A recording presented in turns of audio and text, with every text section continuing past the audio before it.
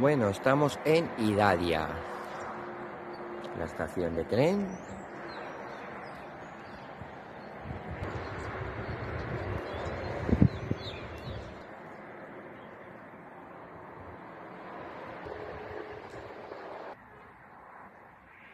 Mira, ahí viene un tren.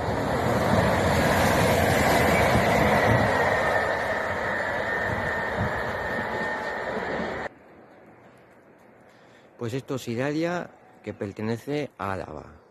Y esto ha sido deportaje del señor Sáez, aquí en Alaya. Que en realidad no sé cómo me dijeron que se llamaba este pueblo, porque en realidad esto de Alaya está mal puesto. Esto es el otro pueblo, porque aquí hay dos pueblos, uno, no sé qué sé. Pues aquí hemos terminado el reportaje del señor Sáez. Esto está en todos sitios, a 500,